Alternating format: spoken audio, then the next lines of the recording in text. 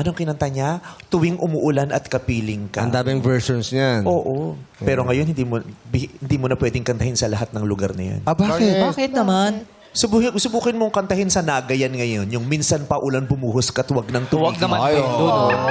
Diba? Sasabihin, napaka-insensitive mo naman. Tido, ang dami na wala ng bahay. Correct. Kasi sira-sira ang gamit, ang kalikasan ay nangarak. Kasi Correct. sabihin mo, hatid mo may bagyo, dalangin ito ng puso ko. Ay, oo. Sa pagmamahal lang kasi yun. Subukan mo kanisling Huwag talaga yung ulan. abutin. Oo, huwag yung talagang Hatid ulan. mo may bagyo, dalangin ito ng puso ko.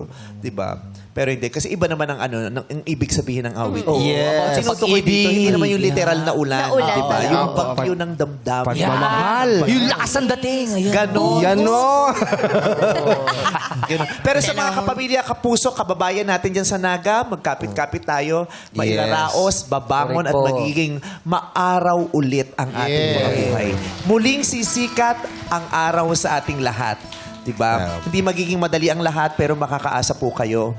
Magtutulong-tulong po tayo dyan. Amen. Maraming salamat sa lahat naman nagtutulong-tulong para makapagbigay ng Yes. ng assistance at ayuda Yes. sa kanila, 'di ba? Sa Angat Buhay, maraming salamat sa kanilang pangunguna. Ang daming nabiyayaan ng tulong. Kaya maraming salamat. At hindi pa tapos ha, mahaba-haba pa ito kaya ibuhos Correct. tulad ng ulan, ibuhos din natin ang tulong at pagmamahal sa mga kapuso at kapamilya nating nasa lata. Sa Batangas din, madami. Yes, marami din.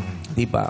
Kasi ang hirap dyan, di ba? Yung matutulungan mo sila para dun sa yung relief goods na sinasabi, di ba? Yung urgent na pangangailangan. Yes. Pero paghupa ng baha, dun magsisimula yung mas malalaking problema. Di ba? Correct. Paano ka bubuo ng bahay ulit? Sisimula. Back to zero. Mga gamit. Correct, yung gamit sakapan. mo na Back to itataguyod. zero. Pero kayang-kaya basta sama-sama. Yes. True.